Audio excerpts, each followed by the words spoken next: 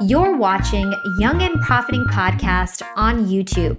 Welcome to the show. I'm your host, Hala Taha, and on Young and Profiting Podcast, we investigate a new topic each week and interview some of the brightest minds in the world.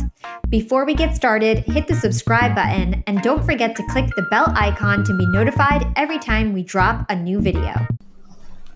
Hey, Tim, welcome to Young and Profiting Podcast. Hey, Hala. Thank you so much. Of course. So, Tim, I know that your parents are uber proud of you in so many different ways. You are the American dream and the perfect example of why immigrants fight so hard to get here. You moved to the USA from Nigeria in 1996 with your parents, and since then you've achieved, you've went on to get a college degree, you've got a master's of science, you interned at Google, your first job at a school was Microsoft, you were the first chief evangelist. You were the first chief evangelist at WeWork, and you're a keynote speaker. You've launched your own startup called Guide, and this is all a very impressive journey. And I did the math, and I think you're around 30 years old, so that's pretty young. Major kudos to you. So yeah, you're. I'm actually younger than that. You're younger than 27. 30. Oh wow! I apparently have very poor math skills, but that's young. You have done so much, and you have such a big following and such a great name behind you. I can't even believe it. You're 27. That's amazing. So yeah, your parents. Yeah, of course, you deserve it. So your parents immigrated from Nigeria. They sacrificed their careers. They had to learn brand new careers to give your family a better opportunity. I can totally relate. My parents came from Palestine. I was born here, but they immigrated and had to adapt. And so when you got here, you were 6 years old. You were in a completely new land. Your peers looked at you as the other. I think you didn't have, such an easy time transitioning and fitting in. So tell us about what it was like, immigrating to the U.S. and trying to fit in when you were growing up, and how that experience really shaped your character. Yeah, I'm sure you can relate to this. I think when you immigrate into a new country, Hala, it's tough because you are the other, and people are often looking at you very different, and you have to accustom and get oriented to how things are done in the United States. And the biggest thing, you touched on this in my background story, is that my parents came here to sacrifice. They literally came here, they were wealthy and well off in Nigeria, but they literally reset their entire lives and careers to just give me access to a better education. And that's something that's always going to be a part of my life and my identity, but also our family's story. So for me, I always grew up in a culture with my family where it was focused that I stay disciplined. I stay focused on the long term. I stay focused on how do I continue doing good for the welfare of others, because we're a very communal culture in Nigeria and within my family. And for me, it's helped me realize that, as far as being a leader, the biggest thing you can do is make sacrifices, right? Mm-hmm. And sometimes that's taking risk and building a venture. And other times it's finding ways to better everyone else and not just you. Mm-hmm. So my mom and my dad have been really inspirational and kind of showing me the guidebook, right? Or the path to how should one approach character? How should one approach leadership? And I think it's their very same principles and their sacrifices that has led me to doing the work that I now do. That's so powerful. What are your thoughts on that?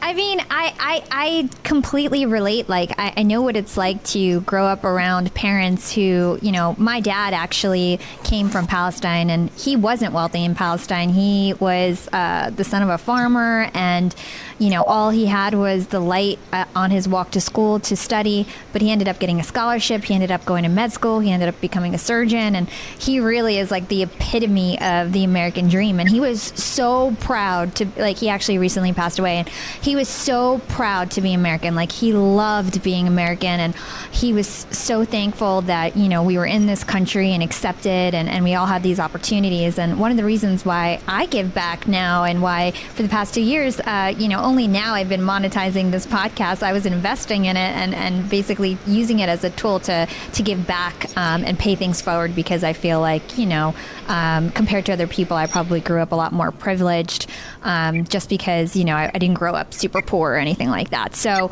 I can totally relate in terms of seeing parents adapt and thrive in America, and how that can really instill really great work ethic and inspiration into their children. So totally relate there.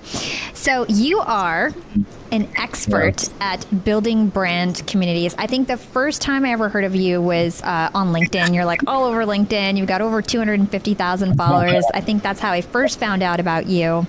And I know that your African heritage really influenced you in terms of your values when it comes to community and why community is so important to you. So can you talk to us about that and about your dad and how his involvement with the church really influenced you in terms of your values with community? Yeah, no, thanks so. Wow, you really did your research, and I really appreciate that. A lot of people don't know my dad's a pastor, so I really appreciate you recognizing that. So for me, growing up in a home where my dad, so I'm actually not. So I don't follow one religion. I'm actually Amish. I follow a lot of different religions, and I kind of pick and choose where I find truth and recognize everyone for whatever their belief system is. But I grew up in a home that was super, Christian, God-centric and oriented. But one of the things I think I take away from seeing my dad build a church and seeing how a lot of the moral compass that comes with leadership and kind of leading people, it really starts with realizing where our interests connect and what we all share in terms of our value systems and our belief systems. And often I think there's a parallel between that and how you grow successful brand communities. And that may not just be around a certain deity or religion, but fundamentally around the things that people love to do. It could be running, it could be podcasting, it could be speaking, even for our company, it's around education because we're building a bite-sized video training platform for remote teams. And, I think that building a group is just building a group. Anyone can build a group, a whole bunch of people in the same space, online or offline. But building a community is allowing people to have space, create space for each other, and feel as if there's a level of synergy and alignment where they want to go as a nation. Or a community of people. And I think a perfect example here, and not to get political, is, kind of just the United States of America and how in the last 4 years, things have been really tough. We've grown more divided as a country. And that's because, the type of leadership that has been in the helm has created that level of kind of division and hatred. But even now, with the fact that we have new leaders at the helm, we see a little bit more of people feeling more united. And that's because we have leadership now that is focusing on driving a sense of community, shared vision, unison. And whether or not what party you're affiliated with, I think we need more of that type of outlook and vantage point as a nation, because that's what creates community. That's what allows us to create space for each other and actually listen no matter what side you on and what your belief system are. Right. And I'm really big on, for me, as we even build our company and we build our membership community, ensuring that everyone feels as if our members feel connected, our partners feel connected, and more importantly, our people, the talent in our company, feel as if we're moving towards our vision together. I think that's really interesting. And you've built so many communities that I want to dig into later. And you've got this amazing principle called the P.I.E principle. I think it stands for purpose, influence, and experiences. So I definitely want to dive into that later on in the interview, really dig deep and try to understand that, give some real life examples to my listeners. But first, let's stick on your upbringing. Let's stick on your, your younger years. So you actually grew up in the poor section of Houston. You had a really loving home. Yeah, in the hood. Yeah, in the hood. You had a really loving home, but you saw like really bad stuff growing up. You saw drug addiction, you saw gang activity. So how did you actually stay on the straight path? Because from my understanding, you were a good student. You played basketball. Like you kept on a straight path. So how did you do that even though your environment was so negative? Yeah. You know what? That's a powerful question, Hala. And it's so powerful, too, because I would love to get your thoughts, being an immigrant and, having to, I don't know if you landed in NY or the East Coast when you first moved out here, but would love to get your kind of background and take. But for me, I think I always I had a moral compass growing up because I had my father, I had my dad, and my parents. I grew up gratefully in a home where I had two parents, a mother and a father, and we actually had a family. The family dynamics were good, even though we were living in bad circumstances because we just immigrated. But my parents worked their butt off to build wealth and then take us from the hood to the suburbs to living nice and allowing me to be able to afford an education and create my own pathway, right? So I was always I was in a home and I was in a family that worked hard, took care, we took care of each other. We had a community of people, whether it be in our Nigerian community or friends that my parents made it at work. And at the end of the day, I did have equal access to create my own opportunities in school, and make good grades, right? And hang out with the right people. And I think for me, I grew up in a home where it molded me to have a good moral compass. And I always realized that I wasn't interested in like the traditional things people were. Like I remember in high school, there were people who, like I was always different. Like I never fit in. Like I would play basketball, still didn't fit in. Because, I'm still this skinny kid. But that was really smart. Like, I was cool with everybody, but I read a lot too, right? Like, he can play ball, but he's just not a jock. Oh, and he's really good at AP English. Oh, and he's really good at AP History. Man, this guy is really smart. Oh, and he talks really, really well. Like, right? Like, I always didn't have a certain type of group that I was stuck to, and I wasn't one dimensional. Like, I was much more of I was already kind of building that. I'm really creative. So I was always interested in people and always learning. So I think that curiosity and that moral compass always led me to believe that, I need to carve my own path. Right. Like, everyone can do whatever they're doing. People in high school could be smoking, doing drugs, doing all the kind of stuff that gets them in trouble. But I'm not really interested in that. Like, a lot of what interests me as a person is actually, this is even me now, even when I was a kid. Like, I'm really curious about people, and I'm curious about how people make things happen. Like, I'm curious about what makes people tick. And it's actually why I went to school for psychology. And I do the work I do now, even to a degree, in building my company and building something for people. And for me, that's been a common thread in my life. I'm more interested in people and the things that we make and design as a society versus just like doing the things that everyone else is doing. Because I think everyone is unique in that sense. Yeah. So I would say just, growing up in a good family, Hala, and, having a strong moral compass, and then being more curious about where can we take the world? Like, what are people doing? What can I contribute to versus just, what everyone else is doing? Yeah. But what are your thoughts being an immigrant yourself? Well, I'm technically not an immigrant. I was born here. I'm the baby in my family. Oh. So by the time my parents came here, my parents actually came here pretty young. They were like 24, 25. My dad finished medical school here. So they came here pretty young, and I feel like I had the advantage of they were already like in the nice town when I was born. They were like, my brothers, I think, had it a little different. But, for me, I kind of grew up where I was in a good town already, in a good environment, had really good parents. And so I was really lucky in that regard. But for you, like when you were first, trying to fit in, I was listening to some other interviews. My good friend is Mark Metria. I know you went on his podcast a couple years ago, and you were talking about how you played basketball because you wanted to fit in. And you were also talking about how you kind of regretted doing that because you kind of wish that you spent your time really pushing the fact that you were Nigerian, that you were unique, different, maybe motivating other African Americans in your school to, learn more about their history and culture. And so looking back, do you regret anything about like trying too hard to fit in, or do you feel like you did stick to your values and was like your own unique person? Yeah, I think at that time, Hala, that's such a powerful question that you're touching on that. For me, you're a product of your environment.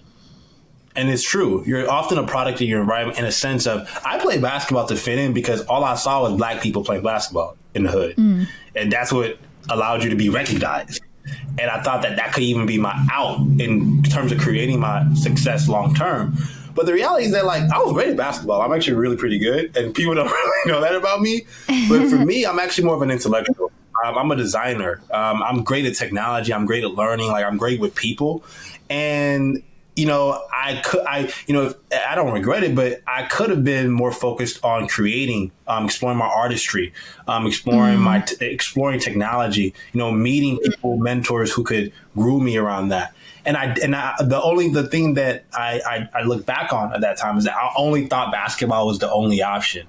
You know what I'm saying? Like, I didn't think that, you could pursue being in STEM, or you can pursue building your digital literacy, or you can pursue, writing a book of poetry. Like, I didn't realize that, there are all these other outlets for me that, are much more, if anything, productive. And I can be recognized and seen as a laureate, an artist, a scientist, right? Like, I didn't know that. So I played basketball because I thought that that's just one part of a role where me as a person can be recognized, can feel a sense of success and achievement.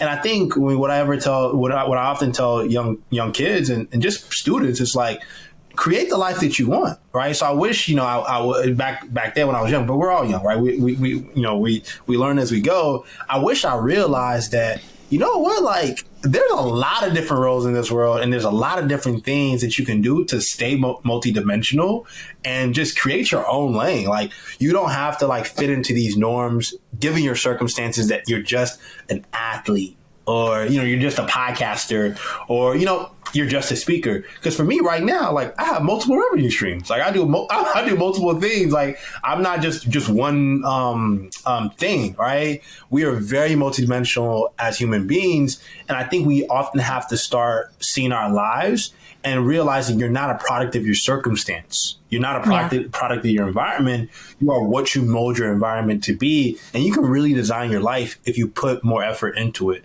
What are your thoughts on that? I think that's amazing advice. I totally agree that, everybody is multidimensional. You can have multiple talents. And nowadays, having multiple income streams and having multiple skills that actually can provide you some financial value is really, the way of the future. That's the future of work. You are Mr. Future of Work. And that, the gig economy, having multiple income streams, that's reality now. It's actually really risky to have just one job nowadays. Sticking on basketball a little bit, is it true that you were very competitive? And is it true that you were actually really competitive when you were younger? Incredibly competitive when it comes to basketball. Absolutely. Yes. True. Okay, cool. Because my research team, I didn't hear it myself, and I wanted to not make sure I didn't have incorrect information. So you ended up deciding later on in life that you were going to unlearn being a competitive person. You decided that being competitive actually wasn't the healthiest way to success. So tell us about why you feel that being competitive isn't the best way towards success, and what's your alternative there? Yeah, that's so powerful, because everyone always thinks about life from who am I going to kill to get this job, or how am I going to outwork someone to do this, right? Like, who am we competing with? Even in business, it's all about competition. But that's actually a horrible and very traditional way, and very masculine dominated way to think about business. For me, I had to unlearn the fact that everyone is someone's perception of you is not your reality, right? Everyone often thinks that people all want what they have, right? So it's that crabs in the barrel mentality. Like, I'm in this bucket and I want to get out. So in order for us to get out, I have to pull you down so we can escape. But the reality is that the more we do that to each other, neither of us will escape this bucket, right? This circumstance, right? But if we as crabs all put our hands together and try to find a way to lean the bucket over, we'll just crawl out, right? Versus trying to push each other one by one. So there's a difference in mindset that you have to have in life, because when you look at the most successful organizations, when you look at the most successful people, when you look at the most selective collectives, movements, whatever it is, there's one thing in common, right? It was done through people working in alignment and vision together around one common goal and where they want to go. So for me, I had to learn throughout my life, from, growing up, being a hothead, being a young man, growing up in the hood, seeing life in the suburbs, going to school, where, in school, it's very encouraged for you to think in a competitive manner. I got to get the best grades because I'm trying to be, summa cum laude. But then once I graduate, I don't even have a job anyway. So, you know what I'm saying? Eventually I realized, like, that's not life. The most successful people in life, they work together, they partner, they collaborate, they find other people to create with, they lead together. And that's unique, right? Because the most successful people and the most successful organizations that do that, they don't have to worry about a thing because they nurture good relationships and they fundamentally create success where not only do they win, but the other people who they're in line with, who they believe in them win. So you create reciprocity and synergy, and through that you create abundance in the work that you do. And that's just the mindset I've primed in terms of how I operate, and even how we build our culture within our company Guide. That is, I can relate so much to that. I agree with everything you said. I love the crabs in a bucket analogy. I'm going to have to use that, as I go on different interviews and talk about this topic too. So I totally agree. And something that I just want to add to that is, like, you never want to hoard your network. So me as a podcaster, I always say collaboration over competition. And I get sponsored all the time now from different podcast apps because my podcast is becoming bigger and bigger. And, I have a community of podcasters that I actually, we have a WhatsApp chat. I host a monthly mastermind call. And now what I do after I get a sponsor, I have them demo, their software or whatever their product is on our next call. And I open up the opportunity to all my podcaster friends, a lot of whom are much more up and coming than I am. And I know that right now I'm the one kind of leading the charge. I'm having the most success with my podcast, but I'm not worried about it because I think that if I elevate other people as they expand and grow their shows, they're going to throw opportunities my way. And, they're going to engage on my stuff. They're going to support me. They're going to, talk good about me behind my back and things like that. And I think all those things matter when it comes to your brand, your reputation. Yeah, hopefully. But I just think that it's so funny. Some people hoard their network. I was talking about this with Jordan Harbinger when he came on my show. Some people hoard their network, and that's the worst thing you can do. You want to introduce your network to other people, give other people opportunities, and grow your network. That's how you have, a life of abundance like you were talking about. So I completely agree. And I think, you gave some really good insight there. Yeah. Yeah, that's 100%. I love that philosophy. Yeah. So let's talk about college. So you got 2 degrees. They're very different. You got a degree in psychology, and then you went to graduate school for a master's degree in information science. Was that calculated? Like, did you always know you wanted to do both?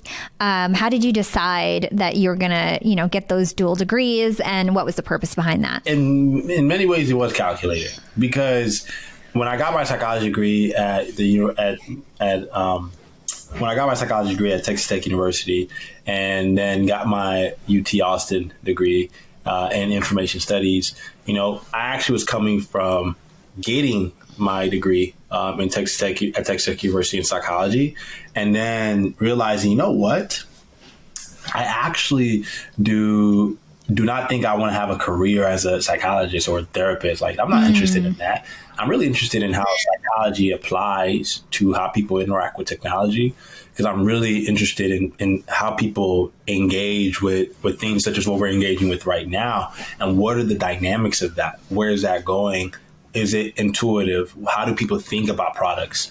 So I was very calculated, saying, you know what, after getting my feet wet in user experience design, while I was at Texas Tech University, I had internships that really groomed me. I need to move up and find a grad program that allows me to work on more projects, build my network a little bit more, and then use that same leverage, that same credibility to eventually go into the workforce. And, I don't regret it. I think that for me, it was a calculated decision that's paid off because it allowed me to, I think, differently than people when it comes to products and when it comes to human behavior because of those degrees, right? And I only don't apply them in the space of psychology. I also apply it to how I think about business and building culture and creating community.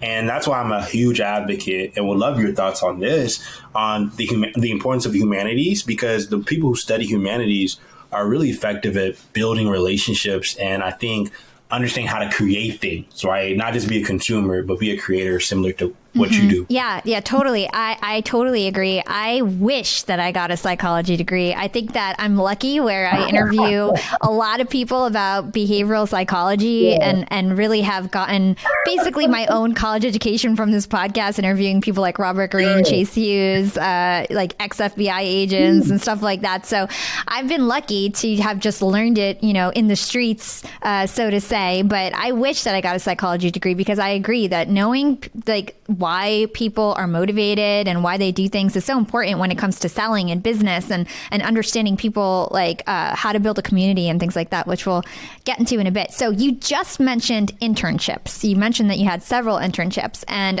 my research team tells me that you applied to hundreds of internships and got a lot of no's. And it wasn't until Google, which is, if you're talking about internships, that's like cream of the crop, actually accepted you as an intern. And that was your foot in the door. And then that's how you got to Microsoft and WeWork and had the, credibility to get other jobs in the future. So what was the difference between your application with Google and all the other intern applications that you sent out? Did you do something different with Google? And what would you recommend to people in terms of getting themselves their foot in the door in a company that they're really interested in? First of all, nods off to your research team. Y'all is amazing. Hala's research team, amazing work. She needs to pay y'all double what she does. So shout out to y'all. Y'all do great work with it. No, seriously, you have a stellar team, Hala. Thank you. What was unique about my Google application was I had a referral, and I reached out to people that actually went to UT at the time who worked with Google, and I actually put the referral down in my application. But I don't think that was what actually made the difference. There's many people who apply to Google with a referral and they get the job. What actually made the difference, and I want to be very frank with you, was I took a risk. I took a risk and said, I can get this role at Google. And more importantly, I have the skills, I have the credibility. It's doable, right? And I went through the process, and I was fortunate enough, right? I was chasing the opportunity, and it happened for me. Gratefully, I had the referral, but that's actually not what did it, because I also had to interview with a UX researcher at the time and ask her questions about, how would I approach UX research? What would I do differently? Why am I a fit for the role? I had to be ready. I had to be competent enough to get this role with Google. And that was a life-changing role for me. And it allowed me to see things, at a really high level on how to build organizations. Things that I still remember to this day that allow me to apply on how I build or how I'm building our company, and I'm thinking about our movement. And I feel as if, for me, what I did different was I took the risk. Because the reality is that a lot of people apply to Google. They get a lot of applications. Very, very few people realize that, they always often treat themselves as a commodity when they apply to these places. They just think Google's taking a chance on me, but really you're the talent.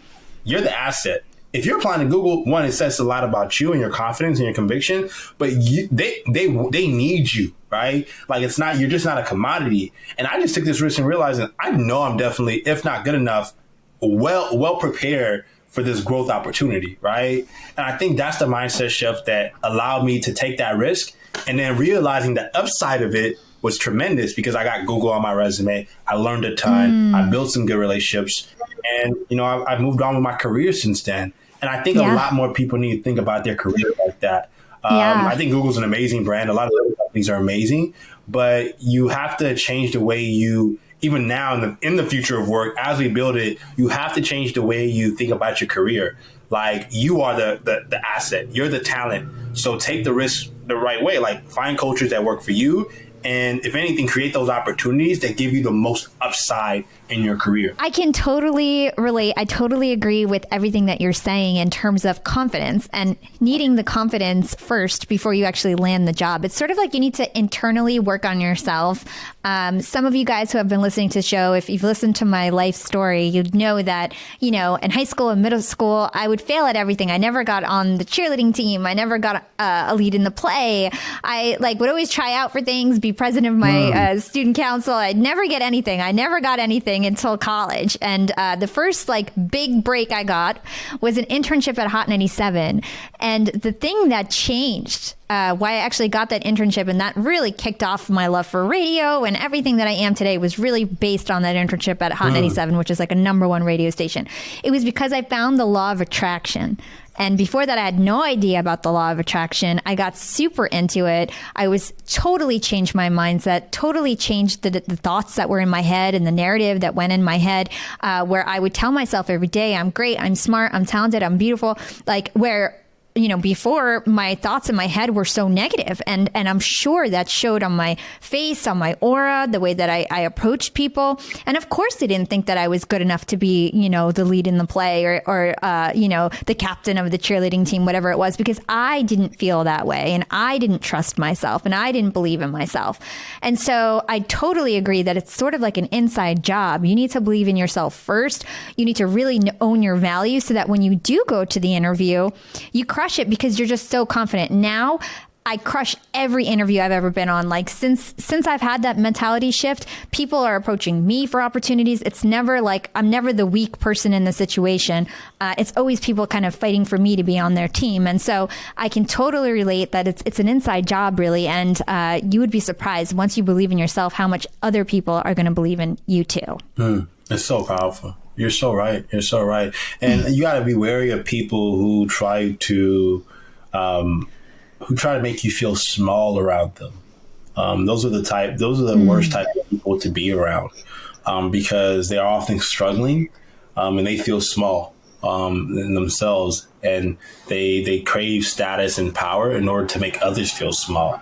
And, that's often some of the things I've observed in my career in life, where a lot of people who should think bigger than their circumstance, who should operate bigger than their circumstance, are afraid to, because they work with people or they have people in their lives who often try to make them feel small and relegate them to a commodity and not an asset. And, I, for one, think that that's unhealthy and toxic relationships. And there's cultures like that in workplaces and in families. And you should never, you should definitely run away from any culture like that if you're listening or watching and you've ever felt like that. Let's touch on that for a moment, because I know that, your first job or one of your first big jobs was at Microsoft, and you actually did not like the culture there. You actually did not like that boss and felt like he wasn't aligned with your career goals and really wasn't on your side. And you weren't really digging that culture over there. So tell us, why you felt that way. And then I know that when you left, you actually talked to your manager about how things were going and how you felt about the culture, and you stood up for yourself. So tell us about that culture and also like how and when you should advocate for yourself. Yeah. So for me, while I was working with Microsoft, and I was working in a culture like that where, I saw upfront the fact that someone toxic was hurting the culture. I remember that I went to my boss's, literally his office one day. He had white walls. He was sitting in front of his desk on a Windows computer. And literally he turns to me as I walk in. I sit on a brown chair and he's looking at me with a brown shirt and black glasses. And I look at him straight in his face and I tell him, look, I'm not happy here. I don't feel like you're doing enough to grow me, and although I was killing it, all right, my teammates loved me. I was good for the culture. I just didn't feel as if I was being developed. And he looks me dead in my eyes and he says, it's not my job to grow you. It's not my job to coach you and all of that. And then that's when I realized, great manager, but an awful leader, right? He's great at delegating work, getting work done, making sure milestones are met, but he's not a leader. And for me, I felt as if I deserved better because I was a leader, right? And I carried myself in high stature.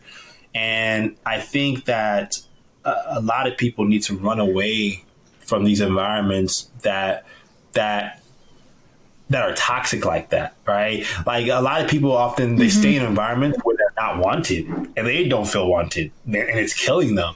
I've had friends in my life in environments like that. And they're like, I'm tired of my corporate job. And it's like, I encourage them, well, do something about it, right? If you have enough saved, if you feel as if you have an opportunity, you can create another opportunity, you're talented, why not seek something else? Why do you feel as if you have to relegate yourself to only working with this one employer? And as we mentioned earlier, that's really risky nowadays, right? Because we're relying on just one revenue stream. So I think that, to answer your question, we need to one, have leaders creating more healthy organizations filled with love and trust and compassion. And we need people realizing that they're just not their circumstance as well. Yeah, totally. Just quick question for you. Can you go over to 1 p.m. or no? Just because I'll ask certain. You can? Okay. Because then I'll just go into, I won't skip my questions then. Yeah, I totally agree there. Something that I want to touch on, which is really, a really good thing to discuss right now, especially with all the Black Lives Matter movement, the protests that have been going on. I think, I would be missing out if I didn't ask you about this and about this topic. And so a lot of people, especially a few months back when there was, George Floyd and everybody was kind of mobilizing around that, all these corporate companies, they emailed their employees statements, but then they didn't really back it up with much action. And a lot of the Black employees that I'm friends with and coworkers, they feel that in general, there was a lot of talk and not much doing. And so from your perspective, what can companies do to actually, not just talk the talk, but also walk the walk when it comes to diversity and inclusion and supporting their Black employees through this really tough time? Yeah. Well, it's tough for those organizations, right? Because they're so big and they didn't grow up in a time where they have to think about inclusion first. So one of the things I would recommend organizations do to walk the walk and talk the talk is really understand where the world is going. And, there's certain things that I'm building within our culture at Guy that are completely counterculture to how we think about work. We offer 30-hour work weeks. We're thinking inclusive from the ground up in how we're building our venture and our software platform. We engage with diverse vendors, definitely, when it comes to who we're sourcing projects from and outsourcing even.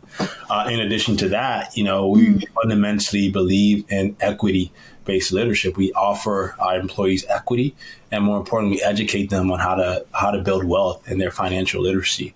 I do my best as a leader to make sure I'm there for our team, even in the early days of what we're building.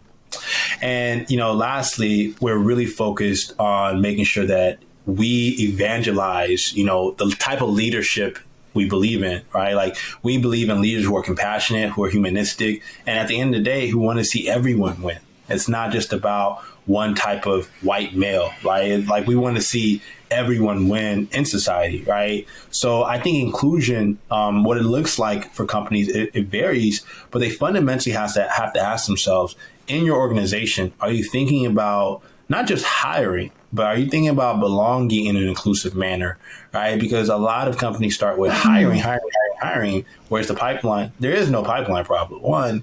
Number two, fundamentally, it's not your hiring that's ineffective. It's actually your culture and what the belonging looks like and the people you have in executive roles and board roles, or even have as the CEO, they don't really have the empathy for a multicultural world or a multicultural organization. And you see it in how they make decisions because they're only thinking about it in a myopic point of view of how will this affect people who are my kind. So they're biased. So that's why I often encourage leaders and organizations to look at your advisory board for your company, look at your board of directors for your company, look at your executive team for your company. God dang it, look at your shareholders. Are you sourcing capital from diverse firms that have invested in your business, right? All of these things influence and impact, how does one think about inclusion within a company's culture? Now, in the venture capital world, I'm an investor. I invest in companies. You're seeing a rise in firms that have a diversity thesis and focus on investing in diverse women, Black, brown, and, LGBTQ founders. And there's a reason for that, because there hasn't been firms in the past focused on those types of founders who are building the next generation of companies. And we are looking at a world now in 10, 15, 20 years where in the ecosystem, you're going to see much more multicultural founders, diverse founders who are building amazing companies and leading amazing movements, right, around whatever it is that they're doing. And I think that's important because we haven't seen that in so long. And what we saw in the last 10, 20, 30 years of, business is this idea that we need to only continue pushing capital towards white males who are building companies. And we're not living in a world that's going to be a white majority in the future. We're living in a world that's going to be minorities that are the majority. So you want to invest for that type of world. And more importantly, you want to invest in a culture within your organization that nurtures that type of inclusion and cultural movement, in my opinion. Yeah, I think that's solid advice to business owners in terms of how they can have a more diverse culture. So let's talk about the difference in culture. You were the chief evangelist at WeWork, and then you were also at Microsoft, which wasn't a great culture, and you also have Guide. You were just talking about your app.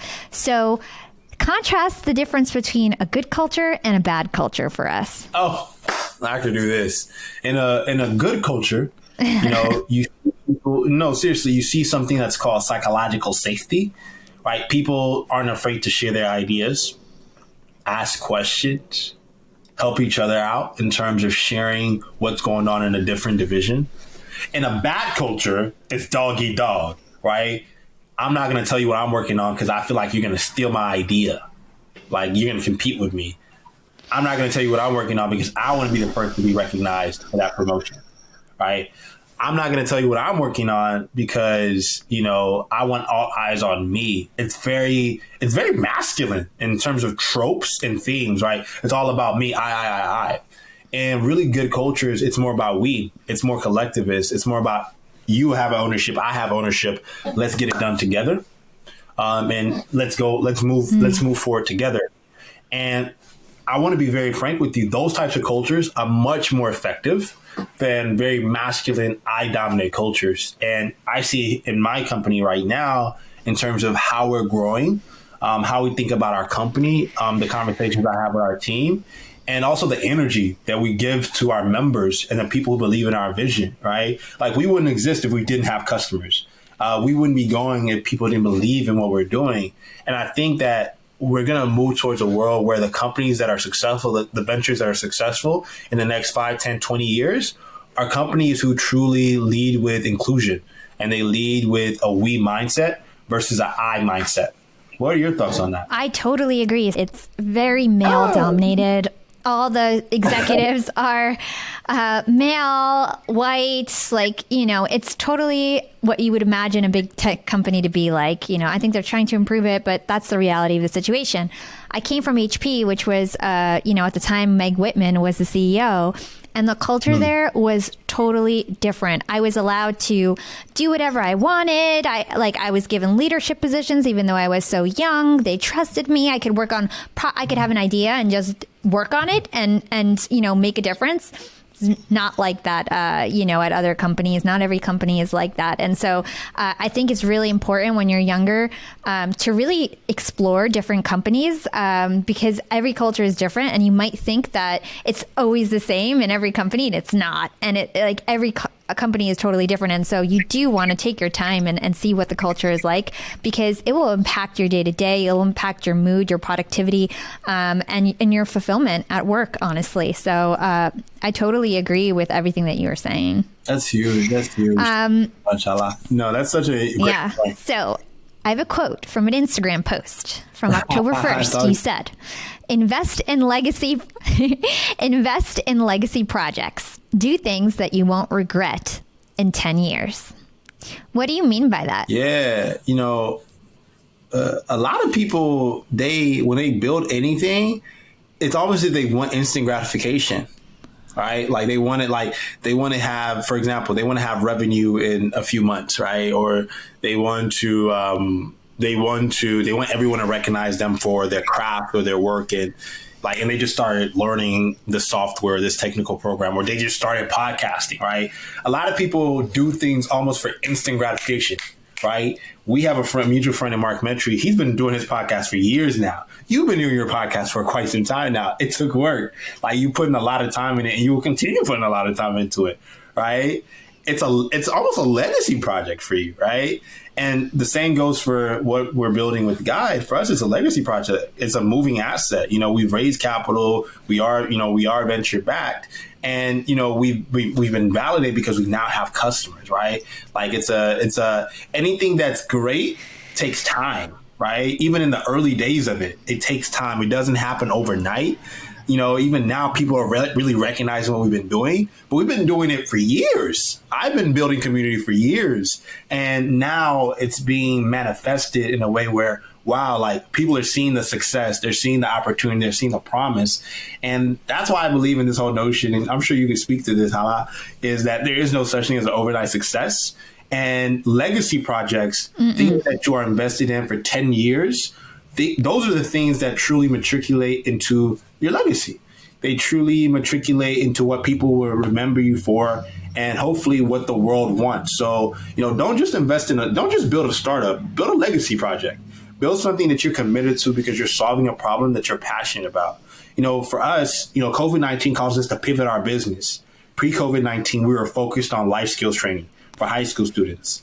But then when COVID-19 happened for our business, it actually changed the game for us in a big way because it pivoted us into a bigger market. We raised money, and now so many people are seeing the potential and the promise in where we're going as a company. And for me as a founder and a CEO and someone that's been committed to this for, 3 years now, it's the greatest thing to see people kind of supporting us, the movement, and realize, oh, this is why this company needs to exist.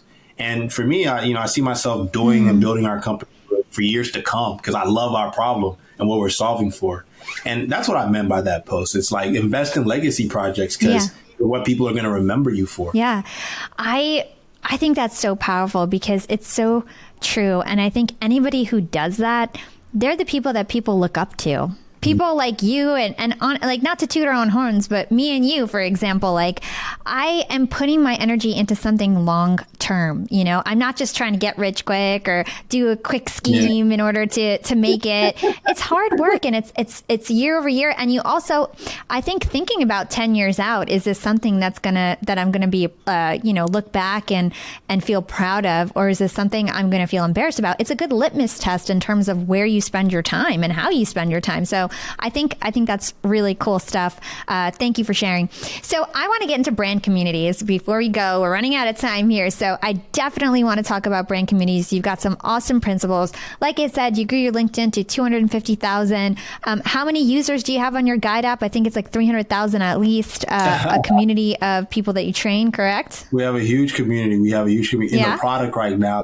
We're only still supporting our early adopters and building the platform from the ground up. But our membership community is 300,000. Yes. Amazing. So you obviously know how to build a community. It's no small feat to have 250,000 followers on LinkedIn. I have 65 and everybody thinks I'm an influencer. You crush that. So it's no small feat. You obviously know how to connect people, know how to bring people into your brand.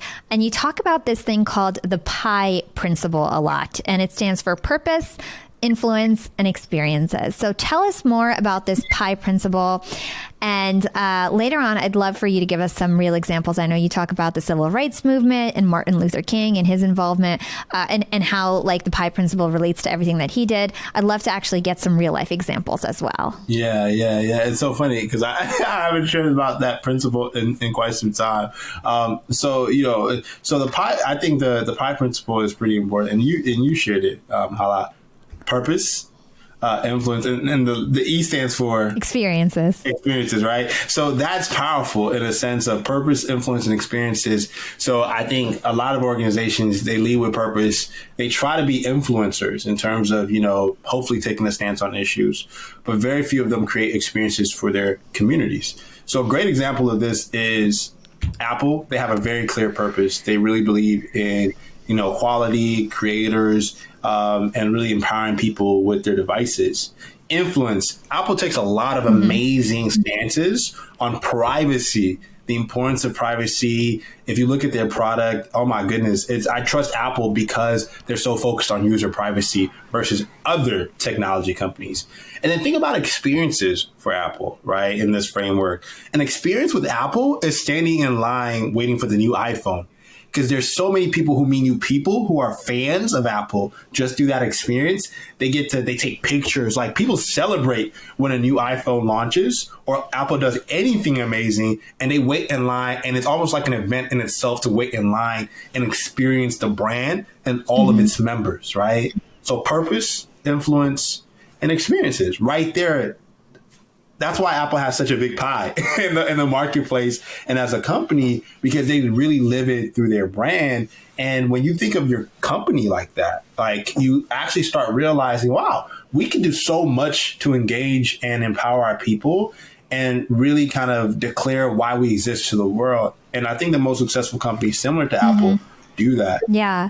And I think it's important to bring people along the journey, make sure that they're actually involved. I think there's a lot of brands out there that really talk, and they don't engage anyone. They don't bring them in. They don't make people feel connected or feel like what they're doing is meaningful. They're just promoting. And I feel like the P.I.E principle is all about bringing people along the journey, from my understanding, at least.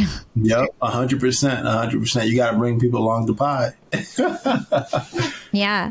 So do you have any other examples in terms of how to use P.I.E? I think maybe Google is an example you've used in the past, or the civil rights movement. If not, don't worry about it. I think a super relevant one right now.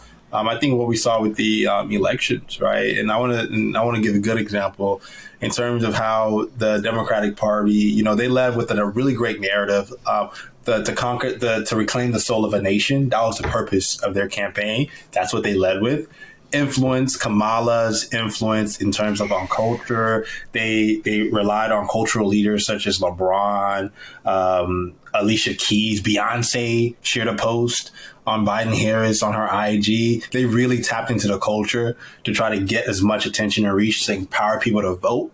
And then lastly, experiences. How did they create experiences? They went on campaign, right? They created events and they had everyone who was a part that was donating and that was a part of that movement in terms of Biden Harris. They had them really rallying for them, right? And campaigning. And that's what led, Joe, in my opinion, to win the election. And a lot of people don't often realize, I think when they think about democracy and they think about us electing leaders, it's pretty much a lot of marketing and branding. It's a lot of marketing and branding to really be able to build, build a movement and get people inspired and then also get donations. And I think the Biden-Harris campaign did an amazing job with how they thought about the brand, how they thought about positioning Kamala and as well as Joe, and also how they really, I think how they rallied people to unite versus create disparity, right? And I think those are the types of narratives that inspire us to build a more progressive, better world, and inspire people to do better for their collective communities. So, that's another example of P.I.E there. So I love the framework because it scales, and, I even use it myself in how we build our company. Yeah, amazing. So the last question that I ask all my guests is, what is your secret to profiting in life? Wow, that's powerful. My secret to profiting in life is I think about what I can give first, not what I can take. I focus on giving. I focus on finding where can I add value versus where can I take value. And when you think from a giver mindset, what can I invest in, whether it be my time or my money, or who can I share my resources with, you're much more likely to profit. You're much more likely to grow in your career and be a better person, in my opinion. I hear this from so many successful people that come on our show. It's all about service, providing value, giving more than you take. Really, really great advice here. And where can our listeners go to learn more about you and everything that you do? Yeah, so follow me, MrFutureOfWork.com. Make sure you check out BigBlackTea.com as well if you want some tea. And follow our movement with our guide movement, guideapp.co. So MrFutureOfWork.com, BigBlackTea.com if you want some tea, if you want the tea, and check out GuideApp.co to see all of the amazing things we're doing and be a part of our early access, early adoptive group. I gotta ask you, what is? I saw something briefly in my notes about big black tea. Tell us about that really quick. So that what is that all about? Yeah, so that's a tea brand that we recently launched for our guide community. And that's because as we built the software platform, building software takes time. And a lot of people don't realize this. It takes a lot of time to build quality software. And we launched the tea brand just to kind of hold our community off and give our members some tea because we believe tea is really amazing, creating peace and cultivating community. And, it's been amazing. We've had amazing luminaries such as Minda Harts, Jonathan Reichenthal, as well as Jamie Schmidt, who are really influential in their respective spaces of really leading around diversity, equity, inclusion, smart cities, as well as consumer product goods. They've all bought the tea, and we only continue to have more people buying the tea. So, for us, Oh, cool. it's a $1 billion product line in the future. So we've been excited to see so many people buying the tea, and more importantly, our guide community buying the tea and seeing the power of our movement and where we're going. Wow, that's so unique to have a tea in a software business and somehow make it work. Very cool stuff. So thank you so much, Tim, for coming. Oh, you got to make it. Yeah. Thank you so much, Tim, for coming on the show. It was a pleasure having you. Thank you so much for having me. It was a pleasure speaking with you. And I hope to be back on the show in the future. Of course. Thanks for listening to Young and Profiting Podcast. If you enjoyed the show, please write us a review or comment on your favorite platform. Nothing makes us happier than reading your reviews. We'd love to hear what you think about the show. And don't forget to share this podcast with your friends, family, and on social media. I always repost, reshare, and support those who support us. You can find me on Instagram at YAP with Hala or LinkedIn. Just search for my name. It's Hala Taha. Big thanks to the YAP team as always. This is Hala signing off.